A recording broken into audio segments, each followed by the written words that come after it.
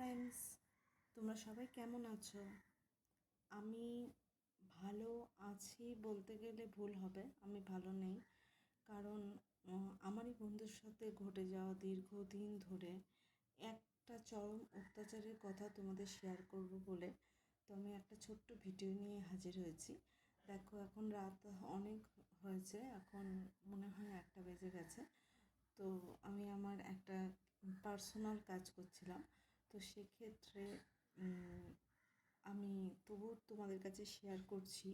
ব্যাপারটা হচ্ছে এমন যে আমরা সবাই কম বেশি জানি যে বাংলাদেশের যখন মানুষরা পূর্ব বাংলা থেকে এইখানে এসেছিল, তখন তাদের তাদের খুব চরম দুর্দশা, মানে মুসলমানদের অত্যাচারে পীড়িত হয়ে, এবং এখনও ব্যাপারটা ঘটছে। আমি হিন্দু মুসলমান তর্কে যেতে চাইছি না, সে যে কারণেই হয়ে থাক না কেন। আমি সত্যি কথা বলতে আমি পুরো ঘটনাটা আমি কিন্তু খুব একটা জানি না, ঠিক আছে? কিন্তু আমার একটা বন্ধুর সাথে হয়ে যাওয়া দীর্ঘদিন ধরে শ্বশুরবাড়িতে অত্যাচার আমাকে মানে উদ্বেগ করে তুলেছে, ঠিক আছে? এবং তার সমস্ত কথা গল্প তোমাদের সাথে শেয়ার করব।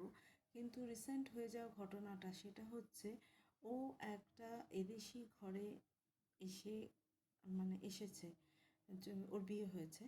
তো ও কিন্তু খুলনার মেয়ে, ঠিক আছে, ওর বাপের বাড়ি।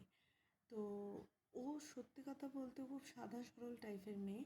ও কিছুই সেরকম জানে না যে বাংলাদেশে কী কারণে ওরা এই দেশে এসছে বা কোনো ঘটনা, ইভেন কোনটাকে বাঙাল বলে কোনটাকে এদেশি বলে সেই সম্বন্ধে ওর কোনো বোধগম্য ছিল না। কিন্তু ওর যেখানে সম্বন্ধ করে বিয়ে হয়েছে যে শ্বশুর বাড়িতে, সেই শ্বশুর বাড়িতে নিত্যদিন ওকে এই ধরনের কথা শুনতে হয়। বেজন্মা, এই ওয়ার্ডটা ওকে শুনতে হয়, বেজন্মার বাচ্চা। তারপরে ওর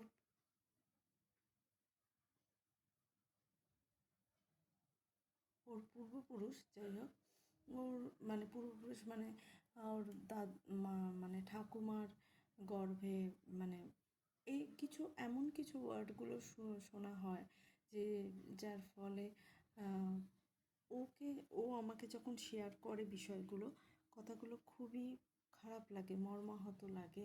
ইভেন ও একটা হাজব্যান্ড, আমি জানি না, মানে সবার ভাগ্যে দেখো স্বামী সুখ হয় না, ঠিক আছে?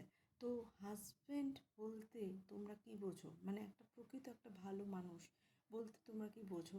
আমি যেটুকুনি বুঝি আমি সেটুকুনি তোমাদের বলছি। সেটা হচ্ছে যে হাজব্যান্ড বলতে হচ্ছে যে সুখ দুঃখে সাথ দেবে। ওরও কিছু অনেক ভুল ছিল, যেটা পরিস্থিতির চাপে পড়ে ও ঘরে যখন সুখ না পেয়ে বাইরে মানুষদের হাতছানিতে হাত বাড়িয়েছিল, তখন কিন্তু প্রতি পদে ও চরম দুর্বিপাকে পড়তে হয়েছে, ঠিক আছে?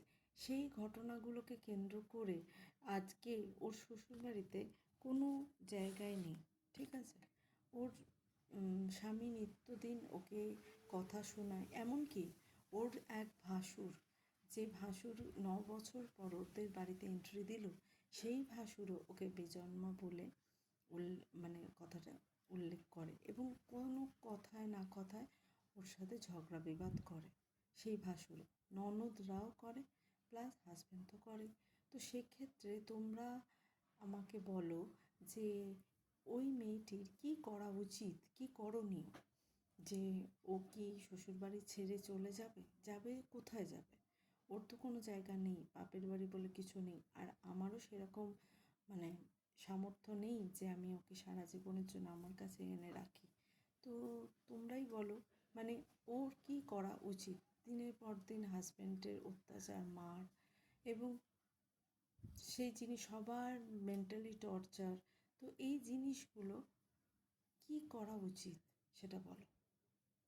যেখানে হাজব্যান্ড বছরে একটা কাপড় আর কিছুই সেরকম দায়িত্ব কর্তব্য পালন করে না, ঠিক আছে?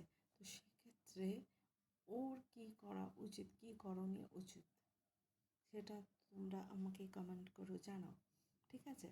তো আমার তো মাথায় কিছু আসছে না, তো আমার মানে বন্ধুর চরম অসুবিধার কথাও আমাকে জানিয়েছিল, তো আমি তোমাদের কাছে শেয়ার করলাম। এখন আমি আমার একটা পার্সোনাল কাজ করছি, তো মনে হলো যে ঘটনাটা ঘটেছে কালকে, তো আমাকে শেয়ার করেছে।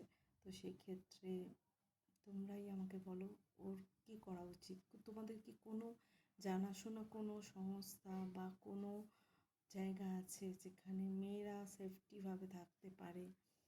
মানে শ্বশুরবাড়ি এরকম যদি পরিস্থিতি হয় যেখানে থাকা যাচ্ছে না, আর থাকা যাচ্ছে না, দীর্ঘ 15-16 বছর ধরে টর্চার সহ্য করতে করতে সমস্ত দিক দিয়ে সে পুরো ফ্রাস্ট্রেটেড হয়ে গেছে, এবং সে অন্য কিছু পদক্ষেপ যদি নাও মানে নিতে যদি না হয় তাকে, তো সেই জন্য আমি সবার কাছে অনুরোধ করছি যে তোমরা আমার একটু বলো যে কোনো রাস্তা আছে কি নেই। ওকে, তো যাই হোক, রাত অনেক হয়েছে, তোমরা হয়তো সবাই ঘুমিয়ে পড়েছো, হয়তো কেউ কেউ জেগেও আছো। তো আমি এই ভিডিওটা শেয়ার করলাম, তো তোমরা শুনো আর আমাকে জানিও, ঠিক আছে? ভালো লাগলে কমেন্ট করো। Okay, bye, good night, take care. সবাইকে ভালো রেখো, নিজেও ভালো থেকো, সবার মধ্যেই তুমি, এটা জেনে রেখো। ওকে, আর আমি একটু এই মাসটা ব্যস্ত আছি, তো তোমাদের আমি বলেছিলাম আমি আমার লেখা কিছু তোমাদের সামনে হাজির করব, তো অবশ্যই করব। সেটা আমি যখন বলেছি, আমি যখন যেটা বলি সেটা নিশ্চয়ই করি, অবশ্যই করব। তো এই মাসটা একটু মানে এতে আছি, সমস্যায় আছি। তো এই মাসটা কেটে গেলে আমি নেক্সট মান্থ থেকে আমি আমার লেখা চালু করব।